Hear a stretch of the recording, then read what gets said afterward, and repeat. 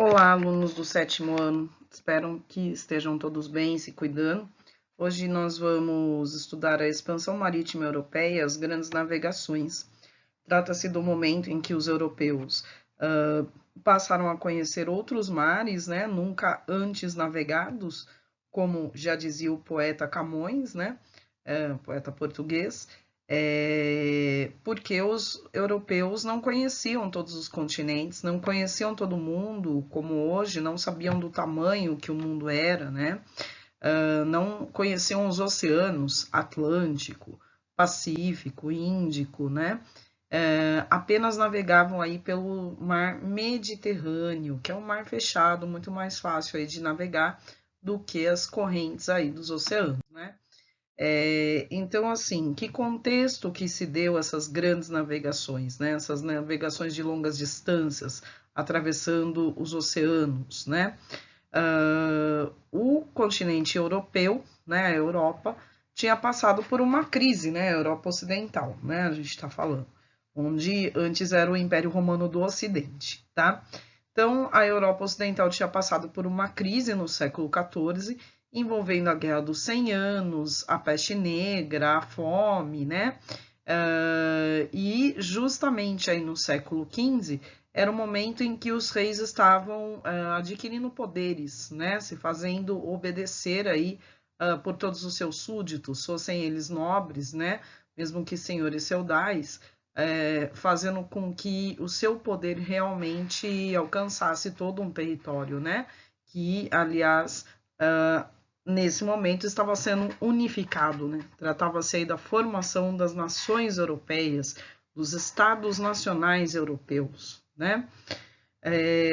Nesse contexto, a primeira nação a se formar na Europa a surgir é Portugal, tá? Então, os portugueses, eles vão ser os pioneiros, ou seja, eles vão sair na frente nas grandes navegações, tá? E isso a gente está falando de Europa, tá bom? Porque se a gente for falar de chineses, por exemplo, eles já tinham uma frota de 1.300 navios, eles tinham à mão aí a bússola astrolábio que eles inventaram, já usavam a pólvora, né? E foram aí os primeiros a ter canhões, tá? Então, os chineses poderiam ter conquistado muitos lugares do mundo, inclusive a Europa, tá? Só que não havia esse interesse entre os chineses, né? Após a unificação do território, com povos que tinham mais ou menos a mesma cultura, a mesma língua, os mesmos costumes, né? O que formaram a China, tá? Os chineses não se interessavam aí em ser uma nação imperialista, né? Que fosse dominar outros povos de outras culturas que nada tinham a ver com eles, tá? Muito disso deve-se às religiões chinesas, né? O taoísmo, por exemplo, o confucionismo, que prega uma cultura da paz, né? E que diz justamente que o governante deve ensinar os seus súditos a justamente manter essa paz, essa harmonia, né? Esse equilíbrio interno, tá? Bom, e o budismo também fala muito disso, tá? Bom, mas entre os europeus, então os portugueses foram os primeiros a se aventurar aí pelos mares não conhecidos, né, como o Oceano Atlântico, que era chamado de Mar Tenebroso aí pelos europeus, certo? E aí, então, Portugal contribui para que exista essa nova visão de mundo, né? O mundo não era como a igreja dizia, tá? A igreja dizia que era impossível cruzar os oceanos, que o mundo era plano, né? Como a tampa de uma mesa, certo? Então, os portugueses ajudaram a desconstruir essa visão, tá? O pioneirismo de Portugal se deu devido à sua formação precoce, né? Foi o primeiro país a ser unificado, a surgir mesmo na Europa com as suas fronteiras territoriais. A formação de Portugal ela está ligada à Guerra de Reconquista, que levou muito tempo, né? De 711 a 1492, certo? Então, trata-se o quê? Da invasão da Península Ibérica, que hoje é Portugal e Espanha, tá? Pelos mouros, que eram muçulmanos vindos do norte da África. Falavam árabe, tinham a religião islâmica, tá? Então, esses muçulmanos, eles empurraram meio que os cristãos, né, para o norte da Península Ibérica, mais para a fronteira com a França, tá? Essa parte aí, ela pertencia ao Império Romano, né? Era chamada de Ibéria, tá? E o Império Romano, ele adotou o cristianismo como religião oficial, tá? Na Idade Média, a gente viu a força, a influência que a Igreja Católica, né, ou cristã, tinha na Europa, certo? Então, podemos aí justamente concluir o quê? Que a Guerra de Reconquista foi uma guerra de cristãos que estavam na Península Ibérica contra os muçulmanos ou mouros para reconquistar esse território, certo? Então, os cristãos se organizaram a partir dos reinos de Castela, Leão, Aragão e Navarra, certo? Nessas batalhas contra os muçulmanos, lógico que havia períodos de batalhas e de paz, né? Um nobre francês, o Henrique de Borgonha, ele ganhou o condado portucalense, né? Ou seja, uma porção de terra que, vamos dizer, é o embrião de Portugal. Foi ali onde tudo começou, tá? Então, o Henrique de Borgonha, ele recebeu esse condado portucalense por seus serviços prestados ao rei de Castela, tá? Esse condado ele foi crescendo à medida em que os mouros eram expulsos da região. Mas até 1139, mesmo tendo já um território um pouco grande, esse condado portucalense, né, daí passa a ter o nome de Portugal, pertencia a Castela, um dos reinos que formaram a Espanha, certo? Então, esses 4 reinos que a gente falou, Castela, Leão, Aragão e Navarra, eles formaram a Espanha, tá? Então, Portugal inicialmente pertencia a Castela, certo? E em 1139, justamente aí Portugal se torna independente, né? Declara-se independente de Castela, tá? A primeira dinastia portuguesa foi a de Borgonha. Dinastia é o poder que passa de pai para filho, uma mesma família no poder, certo? Então, os reis dessa família, Borgonha, conquistaram aí o Algarve ao sul, tá? Foram aí dissolvendo as relações feudais, né, de servidão, tá? Por exemplo, incentivaram o comércio e a pesca, né? E criaram muitas feiras na região de Portugal, né? E aí veio a Revolução de Avis, que terminou esse processo de centralização monárquica, tá? Trata-se da primeira revolução burguesa da Europa, né? Alguns historiadores classificam assim, como a primeira revolução burguesa. Por quê? A burguesia portuguesa, ela não quis voltar a pertencer a Castela. Havia morrido o Dom Fernando, tá? Sem deixar herdeiros do sexo masculino. Então, olha só, foi o último rei da dinastia de Borgonha, certo? E aí, então, tinha 2 alternativas. Ou Portugal voltava a pertencer a Castela, era o que a nobreza defendia, tá? Ou Portugal aí teria um novo rei, que era o que a burguesia desejava, tá? Então a burguesia formou um exército para defender Dom João, mestre de Avis, ou seja, né, pertencente à família de Avis, irmão bastardo de Dom Fernando, né? Então assim, tinham o mesmo pai, tá? Mas a mãe diferente, e o bastardo é aquele que o rei não reconhece como filho, né? Então a burguesia apoiou Dom João, tá? E venceu, né? Venceu com o exército que fez, coroando Dom João, tá? Pertencente aí à dinastia de Avis. Então a dinastia de Avis deu impulso aí às grandes navegações portuguesas, tá? Aqui a gente tem o mapa da Guerra de Reconquista, tá? O primeiro mapa do século XII. Então a gente vê que os cristãos já mandaram aí os muçulmanos um pouco mais para o sul, tá? Esses reinos já estavam maiores do que eram, né? Quando os muçulmanos tomaram a Península Ibérica. E Portugal já tem ali um bom território, né? Não é mais ali a cidade do Porto, né? Que era ali que começou basicamente o condado portucalense, né? o Porto Calle, né? Então é o Porto Quente, né? Porque ficava aí de frente para o Oceano Atlântico, né? Um clima mais quente, tá? Então, olha só, se você olhar o segundo mapa, que é do século XIII, você vai ver que Portugal tá formadinho, tá? Tem o mesmo tamanho do que é atualmente, certo? Já a Espanha ainda não tá formada, porque lá no sul, tá? Nós temos aí Granada, por exemplo, que era o reino mouro, tá? Ou seja, era o reino dos muçulmanos. Então a Espanha, para se formar, teve que terminar de reconquistar, né? Terminar a guerra de reconquista da Península Ibérica. Enquanto essa guerra não acabou, a Espanha ainda não estava totalmente formada, né? Conforme você pode ver na Península Ibérica hoje, certo? Então, Portugal, primeiro, por isso que foi o primeiro país a se formar. O que formou a Espanha ainda estava terminando, né, essa guerra aí contra os muçulmanos, tá? Bom, o que isso tudo tem a ver com as grandes navegações? Justamente é um dos fatores que impulsionam as navegações portuguesas, que dão a Portugal justamente essa posição de pioneiro, né, de primeiro país aí para as grandes navegações, certo?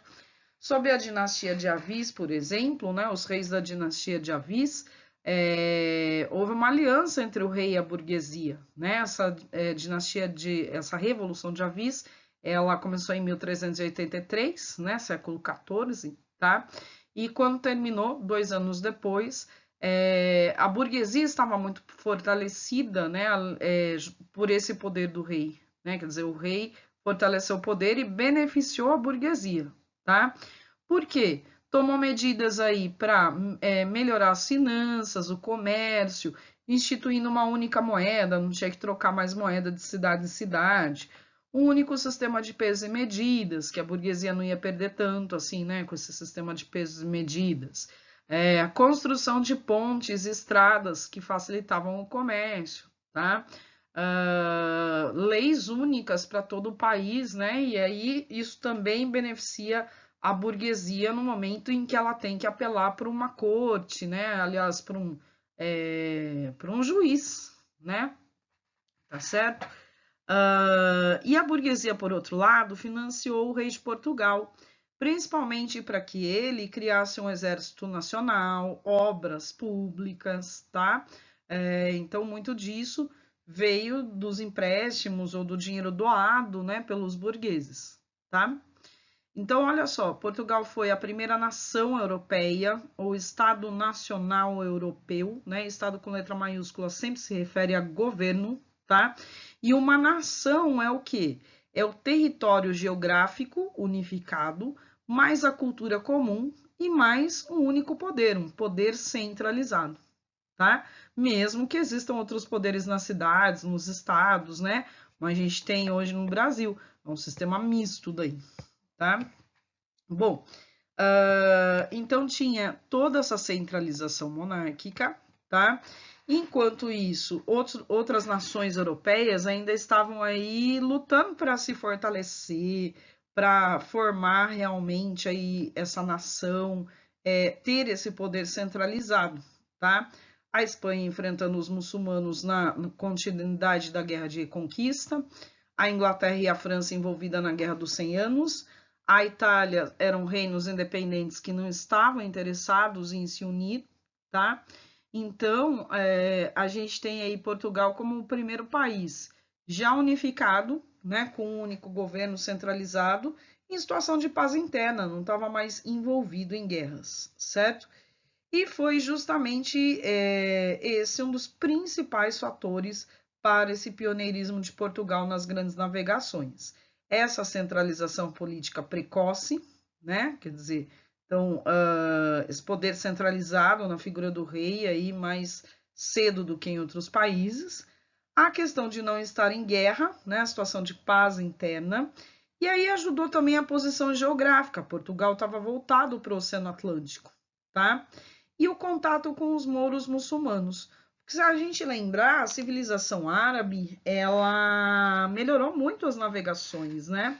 Ela trouxe instrumentos aí criados pelos chineses, como a bússola, o astrolábio, os mapas de navegação, né? Outros instrumentos ainda para navegação e a forma de construção das navegações aí um pouco mais fortes, né?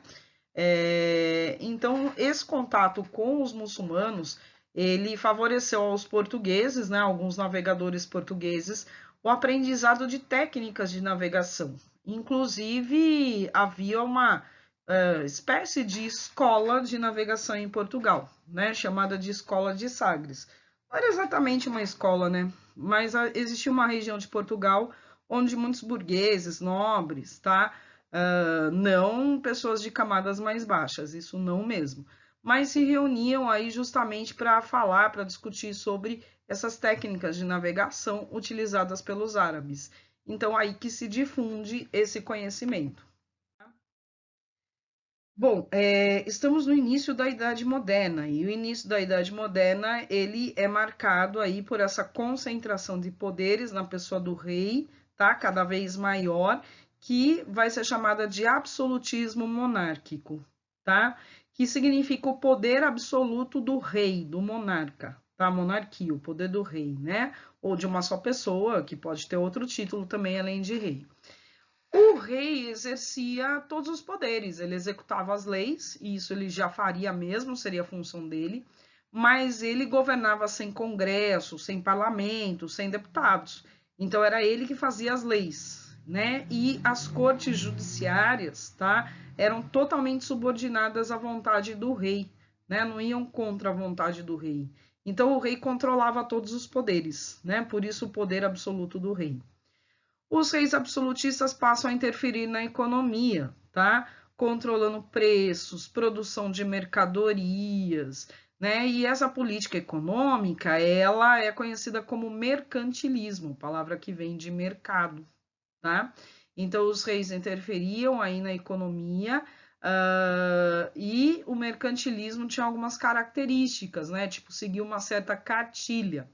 E bom dizer também que o mercantilismo também é chamado de capitalismo comercial. Nós estamos nessa primeira fase do capitalismo, o sistema econômico que se formou durante a Baixa Idade Média, baseado no comércio, à base de trocas com dinheiro, né, com moeda, não mais de trocas de produtos, visando até um lucro, acumular capital, né, dinheiro, por isso capitalismo, né? E aí nós temos a burguesia surgindo aí como dona desse capital, tá? A cobrança de juros que os banqueiros faziam, né? Que os banqueiros também pertencem à burguesia, certo?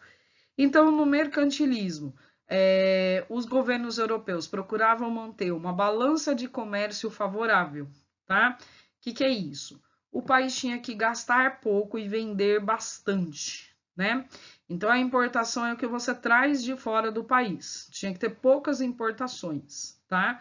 O país não pode importar tudo o que ele precisa, senão ele vai gastar demais, né? O que for possível fazer dentro do país.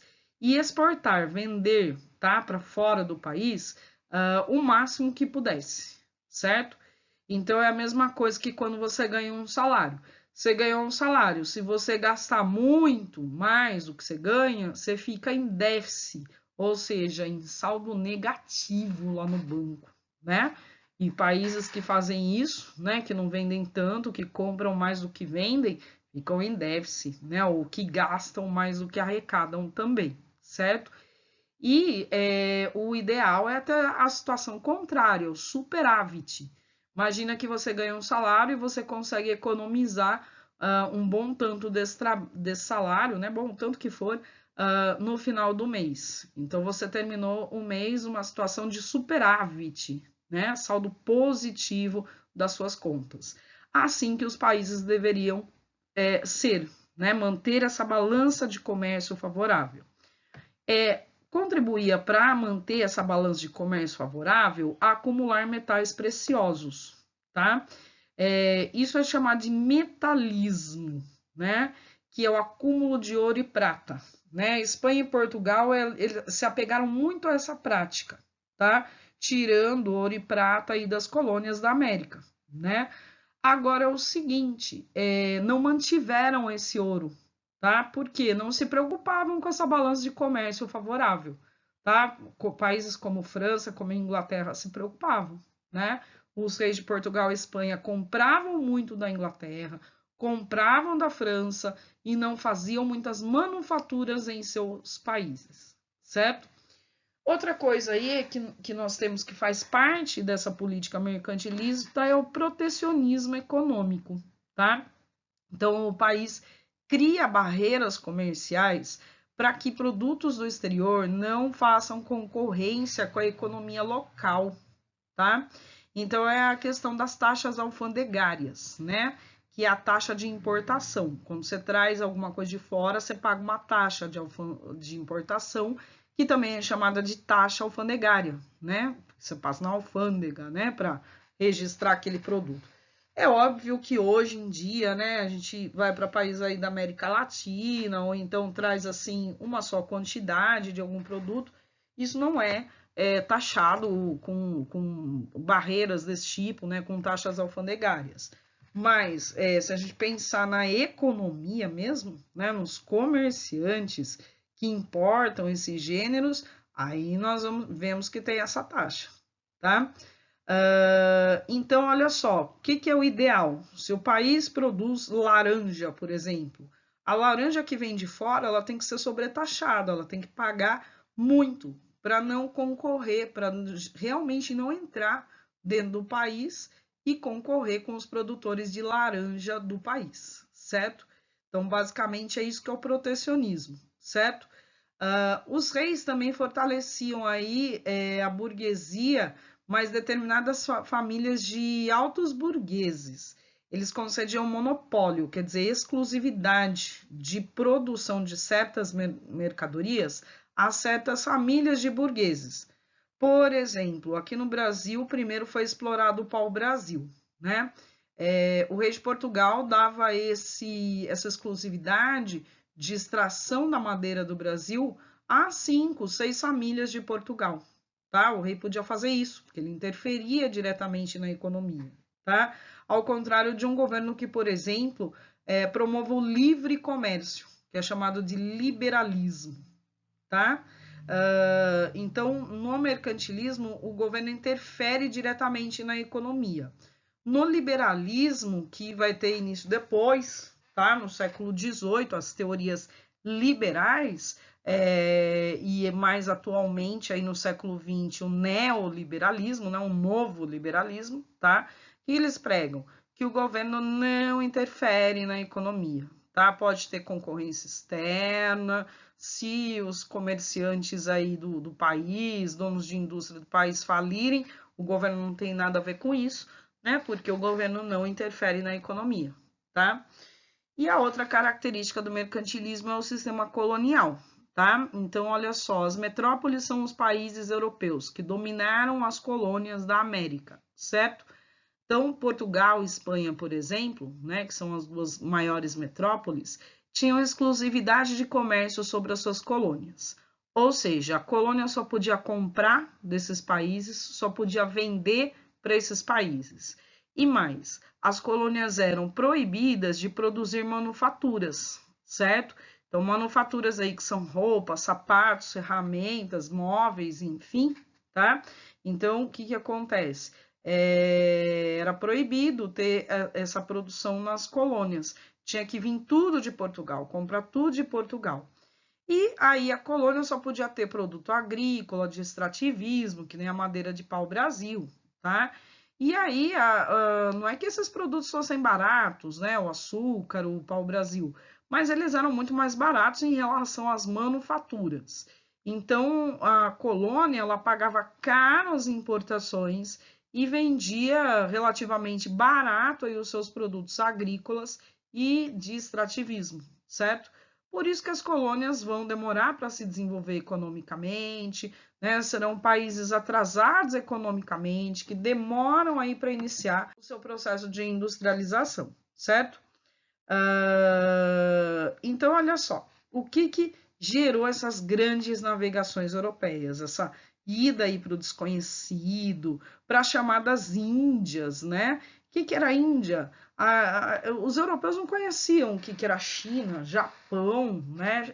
Índia, tá? As ilhas, né, do Pacífico. Então, eles chamavam tudo isso de Índias, né, genericamente, tá? Então, Índias que não tem a ver com indígenas da América, hein? Né? Uma coisa não tem a ver com a outra. Os indígenas da América é que foi um termo errado aí que se criou, que inicialmente, inclusive, se falava índio, tá?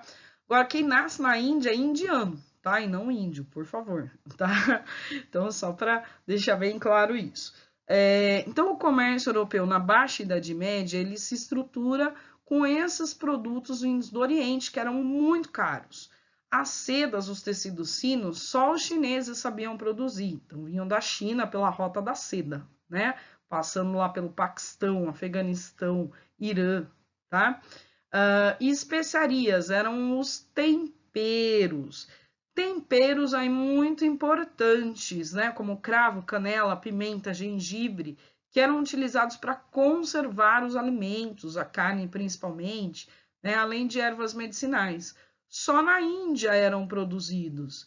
Então, olha só, esses produtos vinham pelo mar Mediterrâneo e havia um entreposto de comércio, que era a cidade de Constantinopla, capital do Império Bizantino, tá? Normalmente, as embarcações, ou mesmo via terrestre, paravam em Constantinopla e era lá em Constantinopla que se encontrava a maior parte desses produtos vindos do Oriente. Os europeus iam até Constantinopla para ter acesso a esses produtos, certo? Então, olha só, na Idade Média, tá? Os árabes passaram a monopolizar o comércio em parte do Mediterrâneo, né? O chamado Mediterrâneo Oriental, tá?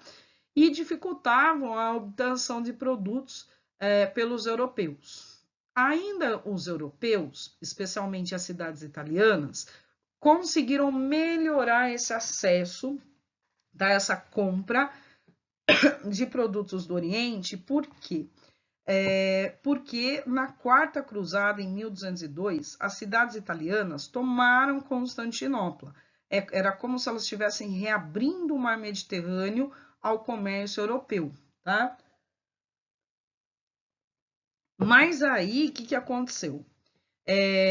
Os árabes, eles passam a dominar várias partes do Oriente Médio, e uma delas foi a Turquia, que era um território bem menor do que é hoje, tá? E os turcos, então, eles acabam, no século XII, dando início à sua expansão. Detalhe, os turcos aí, eles não falam árabe, mas eles têm a mesma religião, né? O islamismo, tá? São muçulmanos. E aí os turcos tomam parte do Oriente Médio, tá? E começam a tomar a Península Balcânica, os Balcãs, que corresponde ao quê? A Grécia, né? E a países do leste europeu, certo? Sérvia, Croácia, Bósnia, né? Eslovênia e assim por diante, tá? Então, olha só, os turcos otomanos, eles vão tomando todo o Império Bizantino e em 1453 completam essa conquista, tá? 1453, tomada de Constantinopla, inclusive é marco do fim da Idade Média e início da Idade Moderna, tá? Ou História Moderna. E quando os turcos tomam Constantinopla, eles dificultam muito a obtenção de produtos como as sedas e especiarias. Quando chegavam à Europa, eram muito, muito caras mesmo, tá? Então, uma das razões que levaram os portugueses a navegar pelo Oceano Atlântico, a contornar a África, igual nós vamos ver, foi encontrar um novo caminho para chegar às chamadas Índias, né, ao Oriente, tá, ao Extremo Oriente, né, que foi assim, então, a principal motivação das grandes navegações, né, os europeus, especialmente os portugueses, tentavam encontrar um novo caminho para chegar às sedas e especiarias, certo? Acho que eu tinha até falado anteriormente que as sedas e especiarias vão mover guerras, vão mover assim uma série de coisas, né? Inclusive as grandes navegações, tá? E é isso mesmo. Mas só que não tinha só esse fator, né? O renascimento cultural ele estava em curso na Europa, né? Uma nova forma de pensar o mundo, de valorizar o homem, as respostas racionais, lógicas, o início da ciência, né? Uma revolução na medicina que estava acontecendo, né, com a dissecação de cadáveres, né, justamente pensar assim na forma de transmissão, né, de contágio das doenças. E do Renascimento, justamente que vem a vontade, a curiosidade de conhecer outros territórios, certo? De conhecer o mundo, de ver realmente com os próprios olhos como era o mundo, né? E existiam aí crenças de que outros territórios eram bem melhores que a Europa, eram verdadeiros paraísos terrestres, porque teriam terras férteis, verdadeiras fortunas em metais preciosos, ouro e prata, né? Não teriam doenças, como na Europa, nem tanta pobreza, miséria, né? Então era a tal da crença num paraíso terrestre, certo? E esse paraíso terrestre estaria inicialmente no Oriente, talvez na China, talvez no Japão, ninguém sabia, mas era um desafio encontrar esse paraíso terrestre, tá?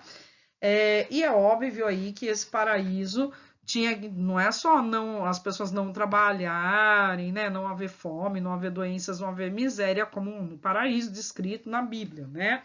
Mas nesse paraíso teria também muito ouro e prata, certo? Porque era o que movimentava aí os homens, inclusive os mais pobres, né, desde os mais pobres aos mais ricos, era o que motivava, né, muitos homens a irem para essas navegações, que eles não sabiam nem se eles iam voltar, né? Mas eles iam com a crença de que eles iam enriquecer, né? Que teriam uma vida melhor, tá? Lógico que os europeus vão para outras terras, eles se deparam com outras culturas, né? E o europeu é etnocêntrico, né? Que é isso? Ele acha que a sua cultura é melhor do que a de outros povos. E as cruzadas alimentou essa crença, porque durante essas expedições militares e religiosas, movidas, né, incentivadas pelo Papa Urbano II, tá? Também havia essa visão de que o árabe era um infiel, um adorador do demônio, né? E, portanto, o árabe, os judeus, outros povos da África eram inferiores culturalmente. A gente já viu que não existem povos superiores ou inferiores culturalmente. Todas as culturas devem ser respeitadas, todas elas têm o seu valor. Mas, para a época, o europeu não acreditava nisso. Então, ele achava que expandir a fé católica, levar o catolicismo a outros povos, era uma missão muito nobre, era um objetivo, né? Um dos objetivos das grandes navegações. Então, muitas vezes se justificou a conquista de novas terras justamente com esse ideal de expansão da fé católica, tá? As grandes navegações foram dirigidas pela burguesia europeia. Qual era o interesse desses comerciantes, banqueiros nessas navegações, né? Em primeiro lugar, ninguém tinha dinheiro para comprar na Europa, né? Tinha passado pela crise do século XIV. Então a burguesia queria vender os seus produtos para as colônias, para outros lugares, certo? Ou seja, a burguesia quer mercados consumidores, mercados que comprem as suas mercadorias, certo? E se esses mercados, como as colônias, por exemplo, pudessem fornecer produtos tropicais, que nem foi o caso do Brasil, né, das colônias aí espanholas também, principalmente das ilhas da América Central, cana-de-açúcar, fumo e etc, né, tabaco e etc. Se eles pudessem comprar mais barato essas matérias-primas aí da colônia, melhor ainda. Então, são os mercados fornecedores de matéria-prima, certo? Há esse interesse da burguesia, então, de aumentar consideravelmente os seus lucros, certo? Bom, mas as navegações não eram nada fáceis, né? O imaginário europeu da época era bem assim complicado em relação a pensar o que era o mundo, certo?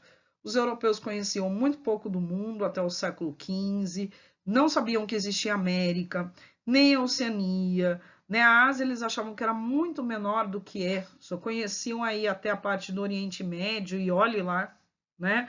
Não conheciam China, Índia, Japão, nada disso.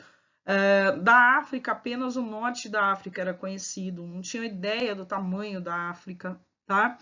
E a igreja mantinha muitas crenças e superstições, dizendo que o mundo era plano, que ia acabar num precipício. Ninguém voltaria desse precipício, ele estaria cheio de monstros. Haviam monstros no mar, sereias que encantavam os homens à meia-noite. Eles se jogavam nas águas e, como eles não sabiam nadar, tá? Eles acabavam, né, se afogando, tá? Aliás, tomar banho, nadar, não é uma prática muito comum do europeu, não, né? Ele não tinha muito esses hábitos de higiene, não, tá? Então, olha só, nós vemos aí na figura de baixo os monstros no mar, tá? Toda vez que tinha uma tempestade, algum sinal, sei lá, meio esquisito no mar, os navegadores, assim, boa parte deles acreditava se tratar de monstros, né? Eram monstros aí querendo atacar as embarcações. Daí, olha só, descrição de terras aí mais distantes, né? Essas terras mais distantes teriam seres monstruosos, como é mostrado na figura de cima, né? Um monópodo que tinha o pé maior do que a cabeça, né? Um pé só, na verdade. O cíclope, que teria um olho na testa. O esternocéfalo, que teria a cabeça no peito, né? O sinocéfalo, que teria aí uma cabeça meio que de bode, né?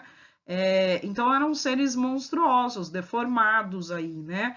Que os portugueses também diziam que tinha nessas terras distantes, quer dizer, a igreja alimentava isso. E a igreja alimentava e as pessoas acreditavam por quê? A ciência estava nascendo, a maior parte das pessoas era muito pobre, muito católica, né? Acreditava muito nas superstições, crenças, etc. E não tinha acesso a estudo, né? Então, essa falta de acesso a estudo justamente não vai ajudar muito nas explicações lógicas, científicas sobre o mundo, tá? Só estudava quem tinha dinheiro, não existia ensino público e gratuito, não, tá? Como hoje. Então, olha só, Janice Teodoro, uma especialista nesse assunto de grandes navegações, ela diz o seguinte, ó, até pelo menos o século XIV, a crença geral, alimentada pelas afirmações eclesiásticas, ou seja, da igreja, né, era de que o mundo era plano e a existência dos continentes africano e americano era desconhecida. No entanto, a partir do século XI, com o declínio do feudalismo, algumas ideias difundidas, espalhadas pela igreja, passaram a ser lentamente questionadas. O humanismo, movimento que deu origem ao Renascimento, trouxe a valorização da razão e a observação científica da natureza, levando o homem do Renascimento a desejar conhecer culturas diferentes da sua. Aliado a esse fato, deve-se levar em conta a existência de relatos medievais sobre terras distantes, que ora assumiam uma aparência monstruosa, ora eram verdadeiros paraísos terrestres. Então, olha só, as terras mais distantes podiam ter essas duas coisas, ou seria um paraíso terrestre, né, procurado, ou estaria cheia de monstros aí, conforme as superstições da época. E com esse imaginário, tá, muitos navegadores iam, porque eram todos pobres e se sujeitavam às péssimas condições das viagens, conforme a gente vê nesse texto da Cibele Pedral. O principal alimento da tripulação era o biscoito. Em pequenas quantidades serviam carne salgada, peixe ou queijo e arroz com água e às vezes vinho, né? Os capitães e pilotos que ocupavam o topo da hierarquia dos navios comiam melhor. Então, os capitães eram os que dirigiam as embarcações, os pilotos dirigiam o navio. Tinha um mestre também que separava, né, dividia as tarefas aí entre os marinheiros que comiam melhor. A maioria vai comer o quê? Arroz, vinho misturado com água, tá? Algum tipo aí de carne salgada. Agora, cerveja não tinha legumes, verdura, frutas, nada aí para esses marinheiros, tá? Era comum que o fornecedor lisboeta, ou seja, de Lisboa, né, cidade de Portugal, recebesse dinheiro suficiente para prover os navios com comida para 3 meses e entregasse alimentos para um só mês. A caixinha, né, quer dizer, uma parte desse dinheiro, era dividida entre o funcionário da coroa, responsável pelo abastecimento do barco, e o próprio comerciante. Caso de corrupção, né? Compravam um pouco, embolsavam um pouco e dividiam entre eles, né? Como as viagens costumavam ser longas, a tripulação toda passava fome, né? Quer dizer, tinha comida para um mês. A viagem, por exemplo, durou 3, 4 meses. A comida acabava sendo bem racionada, tá? A conservação dos alimentos era igualmente desastrosa. Comia-se biscoito todo podre de baratas e com bolor muito fedorento. Muitas vezes os marinheiros esfomeados caçavam e cozinhavam ratos. Segundo Jean de Lery, missionário protestante suíço, a fome era tamanha que os passageiros do navio só não praticavam o canibalismo, comer carne humana, né, por temor a Deus, porque vai ser considerado pecado, tá? Então, olha só, a comida ia estragando, tá? Porque não tinha como conservar, né? Não tinha como reabastecer muitas vezes os navios, a comida ia estragando. E comida estragada vai causar, por exemplo, infecções intestinais, diarreia, né? E a água também ajudava a causar isso, porque a água do mar não dá para se tomar, né? E a água doce que se levava nos navios ia ficando podre, ia ficando contaminada também. Então, aí, justamente, que causava essas infecções intestinais e muita diarreia, e aí eles ficavam desidratados também, e aí isso daí levava a uma infecção, uma febre, muitas vezes, né? Às vezes eles tinham febre e nem sabiam por quê, da onde, e morriam disso, né? De febres, tá? Então, ó, eles sucumbiam facilmente às doenças. Febres eram tratadas com sangrias, né? Quer dizer, faz lá um corte, né?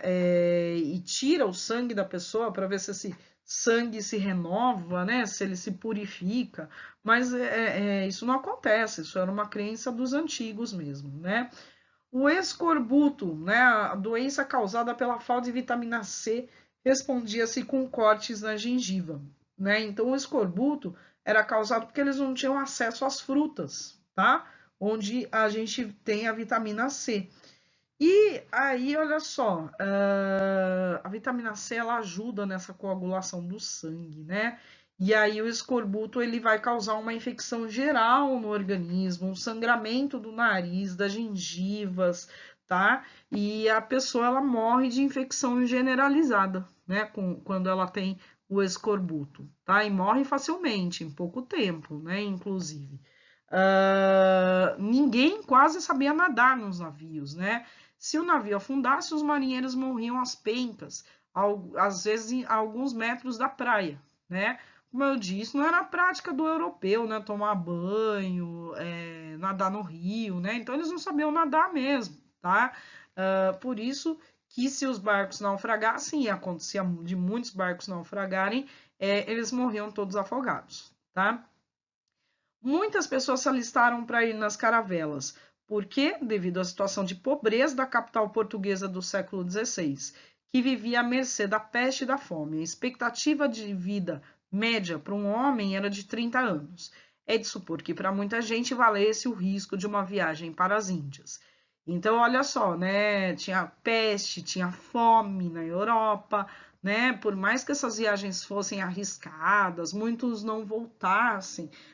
Para né, os pobres em geral, era o que tinha para hoje, né? Não, vamos lá, porque quem sabe a gente descobre um pouco de ouro e prata e melhora de vida, né? Então, eles iam em busca dessas riquezas mesmo, certo? Então, nós vemos que tinham os perigos imaginários, monstros, sereias, mas que tinham perigos reais também nas viagens, né? Como a fome, a sede, as doenças, né? Febres, infecções, escorbuto, risco de naufrágio, também o risco das embarcações se perderem ou serem atacadas, tá? Então, assim, o risco de naufrágio, né? Porque olha só, são navios a vela, né? Então eles precisam da força do vento. E aí eles são frágeis, tá? Eles podem rachar no meio, né? Por exemplo, quando a madeira fica muito seca, quando alguém esquece de ficar molhando o convés, né? Pode rachar no meio, eram navios frágeis mesmo, tá? Se batessem contra rochedos. Então, olha só, aqui nós temos a caravela, né? Que levava aí de uns 30 homens mais ou menos, e aqui a nau, que era bem maior do que a caravela, tá? A nau levava aí cerca de 100 homens, um pouco mais, tá? E os instrumentos de navegação que alguns navegadores portugueses e espanhóis começaram a usar porque aprenderam lá com os mouros, né? Os árabes do norte da África, tá?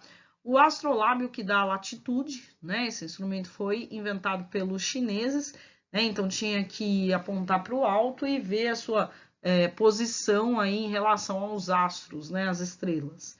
A bússola, que dá a direção norte, sul, leste, oeste, tá? E as suas derivadas aí, então, que ajudavam o navio a não se perder, né, no mar, tá?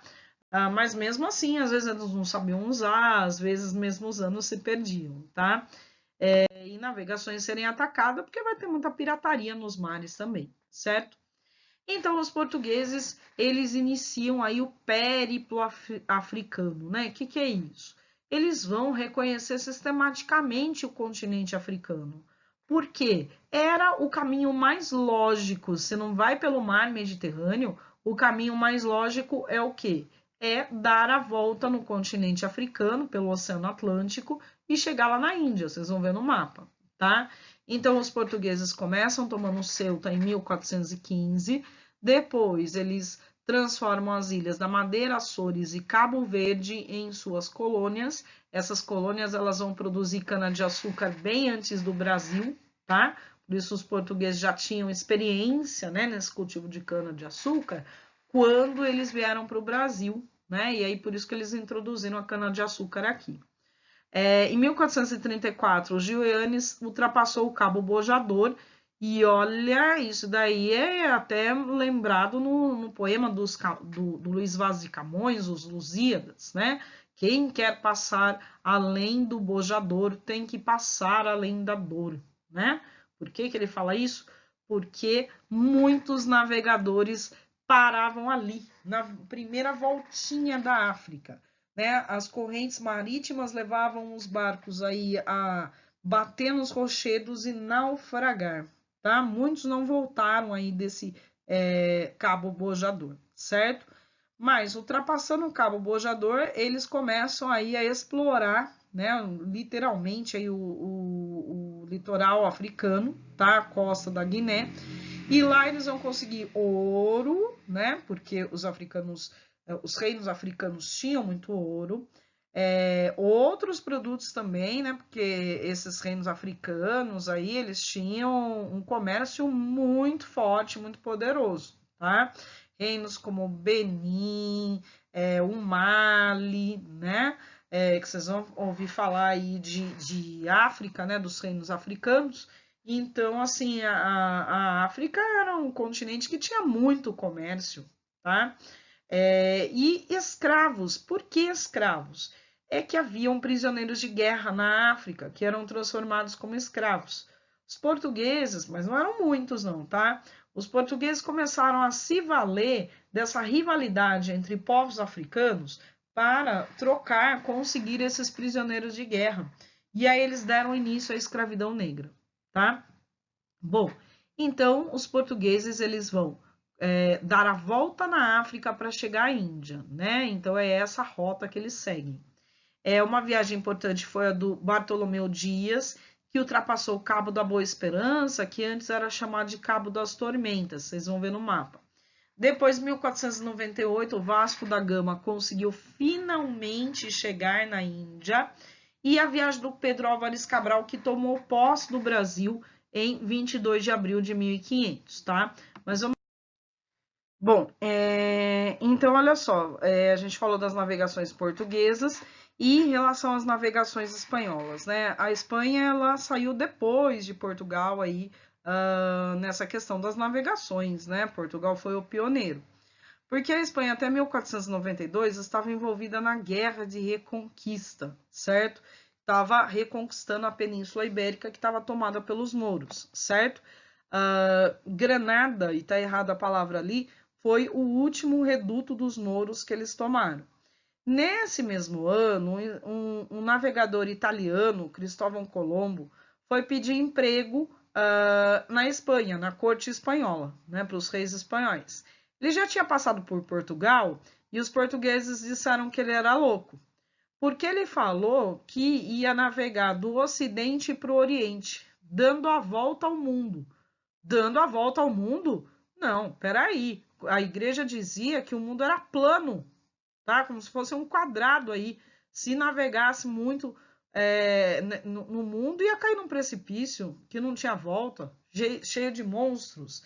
Então não se aceitava essa questão, esse fato, né, de que o mundo é esférico, né, de que é possível dar a volta ao mundo, certo? O Cristóvão Colombo, ele, na verdade, foi muito insistente com os reis, e inclusive ao tentar convencer a igreja, né? Aliás, ele quase foi para a fogueira aí quando ele foi tentar convencer a igreja, usando teorias de matemáticos, astrônomos, que nem eram cristãos, né? Que eram muçulmanos, que eram judeus, tá? Quase que ele foi para a fogueira. Mas, enfim, ele desafiou, né? E acabou que deu certo. Ele deu sorte, né? Ele acabou achando um comerciante que estava assim interessado em investir nessa viagem, que era o Vicente Yannis Pinzon, né?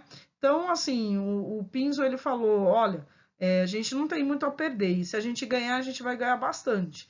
E aí ele preparou 3 embarcações, o Pinta, o Nina e o Santa Maria, para fazer essa viagem. E assim, os homens quase que queriam matar, né, assassinar o Colombo, porque o Colombo falou que demorava 3 semanas para isso, e já tinha dado mais de 3 semanas, e a comida estava acabando, a água também, né, nos navios, e eles não avistavam terra, né, não avistavam terra de jeito nenhum, tá? Você pode ver isso, né, ter uma ideia sobre isso, assistindo ao filme 1492, A Conquista do Paraíso. Vale muito a pena ver esse filme com Gerard Depardieu, certo? Então, olha só, o Colombo daí finalmente avistou terra, né? E no dia 12 de outubro de 1492, as 3 embarcações chegaram numa ilha da América Central que os indígenas batizavam de Guanaani. Mas o Colombo, né? Aliás, era dia das crianças e parece que os espanhóis se comportavam como crianças mesmo, né? Eles assinaram um documento que a terra pertencia ao rei de Portugal, sem nem ter visto os indígenas. Rezaram uma missa, né? O Cristóvão Colombo lá assinou um documento de que agora ele era o Dom Cristóvão, né? Então ele era um nobre agora, tá? E tudo isso sem saber o que tinha na terra, né? Que eles tinham chegado. Não sabiam se tinha ouro e prata, se tinha dono a terra, e no fim a terra tinha dono, certo? Bom, mas o Colombo, ele não, ele descobriu a América, tá? Ele descobriu um novo continente, mas ele não tinha consciência disso, tá? E ele morreu sem consciência disso.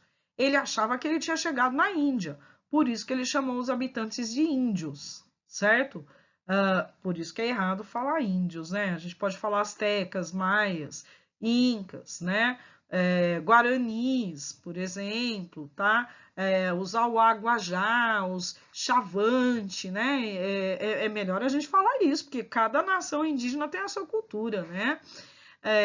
Mas, enfim, o Colombo ele fez essas 4 viagens e morreu sem saber que se tratava de um novo continente, só ficou nas ilhas da América Central. Foi o Américo Vespuccio, que era aí um outro navegador italiano, que começou a navegar pela costa da América e concluiu que era um novo continente, por isso o nome América, né, em homenagem a ele. E os espanhóis fizeram uma outra viagem importante, que foi a de circunnavegação do mundo, né, ou seja, de dar a volta ao mundo. Essa viagem provou que a Terra é esférica. Tá? Então, agora aqui vamos ver nos mapas, né? Vamos quase terminando. Então, aqui, ó, nós vemos aqui a viagem do Bartolomeu Dias, tá? Assim, verde, né, em 1488, em que ele chega, ele dobra o Cabo das Tormentas, era assim que era chamado. Por quê? Porque aqui, teoricamente, ia acabar o mundo, era aqui que estava o precipício, tá? E aí ele rebatiza de Cabo da Boa Esperança, porque ele vem aqui, vê que não tem monstros, vê que tem terras mais para lá, né, mais para o Oriente, volta para Portugal e conta a notícia, certo? Aí veio a viagem do Vasco da Gama aqui 10 anos depois, que foi a primeira que chegou na Índia, certo? Bom, entre esses 10 anos, 1488 e 1498, Portugal assinou com a Espanha um tratado, tá? Que foi o tratado, 2 tratados, mas o principal foi o de Tordesilhas, certo? o Tratado de Tordesilhas foi assinado em 1494, tá? E aí a viagem do Pedro Álvares Cabral, que se dá em 1500, se trata o quê? De os portugueses já terem visto que tinha terra mais para cá, né? Há notícias aí, por fontes históricas que antes não eram conhecidas, de que um navegador português, Duarte Pacheco, esteve na costa do Maranhão em 1498. Então, o Cabral ele vem com 1.300 homens, né, um verdadeiro exército aí, disposto a lutar. Ele vem para quê? Para tomar posse dessa terra. Ele dá nome, né, para essa terra. Ele manda rezar a primeira missa. Ele coloca a bandeira de Portugal, tá? Antes de seguir a sua viagem para a Índia. E deixa alguns portugueses aqui na terra para explorar, para ir vendo que riquezas que a terra tinha, certo? E os espanhóis, né, que a gente falou, a viagem do Colombo aqui, ó, que ele chega em São Salvador, antes Ilha de Guanaane, tá? E a viagem de circunnavegação do mundo, que começa com Fernão de Magalhães, ó, que chama Estreito de Magalhães em homenagem a ele, né? Ele veio aqui pela costa da América do Sul, pegou o Oceano Pacífico, né? Continuou aí pelo Oceano Pacífico e aí contornou a África e chegou na Europa, certo? Então, o Fernão de Magalhães e o Sebastião Elcano, que foi quem terminou a viagem, provaram ser o mundo redondo. Aliás, essa viagem aí terminou com 20% da população original. Todos morreram de doenças, de fome, comeram até ratos aí no navio, porque durou bastante tempo a viagem, tá? Então, as grandes navegações, olha o que elas resultam, né? As consequências, certo? Primeiramente, a divisão da América entre portugueses e espanhóis. Inicialmente, dividem aí pela bula intercoetera, que era aí uma linha imaginária, um meridiano traçado a 100 léguas a oeste das ilhas de Cabo Verde. As terras a leste, né, na direita do mapa, você vai ver, pertenciam a Portugal. O restante, à esquerda, né, ao ocidente, pertencia à Espanha, tá? Os portugueses concluíram, né, nesse ano, com toda certeza, né, 1492, né, o Colombo chega à América.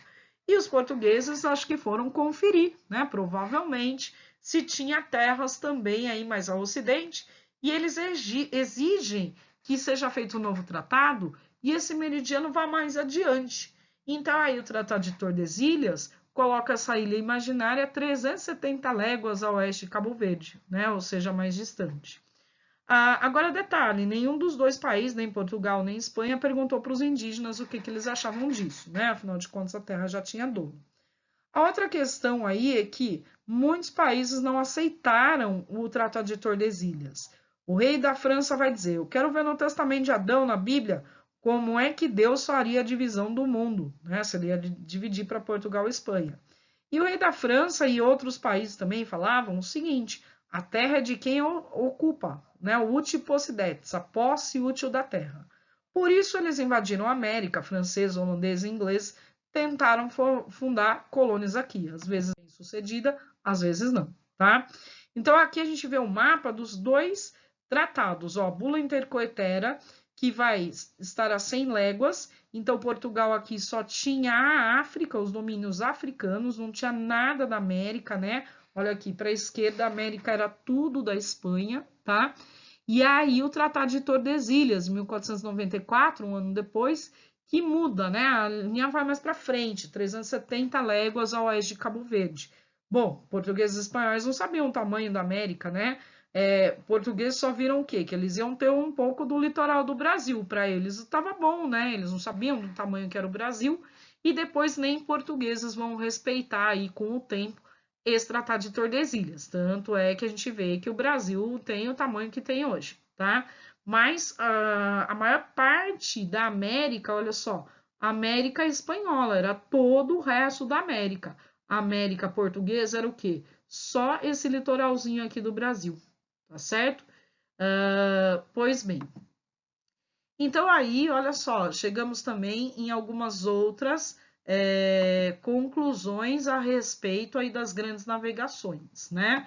Que justamente são as consequências das grandes navegações. Os europeus passaram a conhecer todos os continentes, os mapas mudaram, né? Descobriu-se a América, a Oceania, né? A Ásia é muito maior do que eles imaginavam, enfim, mudaram até os mapas. As comunicações melhoraram um pouco, tá? Os países europeus vão espalhar esse modo de produção capitalista para outros continentes, né? Esse comércio à base de moeda, dinheiro, aí visando lucro, tá? As crenças e superstições da igreja vão caindo por terra, certo? E inicia-se aí o colonialismo, que é a exploração das colônias, né, das áreas coloniais aí pelas suas metrópoles, certo? Então a colônia Brasil, países da América Latina, vai servir para enriquecer essas metrópoles, tá? E inicia aí a escravidão negra, né? Os portugueses criam feitorias no litoral africano e começa essa troca de mercadorias por negros que vão ser usados como escravos nas suas colônias, certo? Então, esses são os principais resultados das grandes navegações. Alguns historiadores chegam a dizer que a partir desse momento começa a globalização da economia, porque é o capitalismo sendo levado para outras áreas além da Europa, certo? Bom, a gente fica por aqui, né? Maiores dúvidas, comentários aí, estou super à disposição, tá? Podem me enviar aí por mensagens, deixar no canal do YouTube, enfim, tá? Espero que vocês tenham aproveitado a aula e entendido o mínimo. Muito obrigada.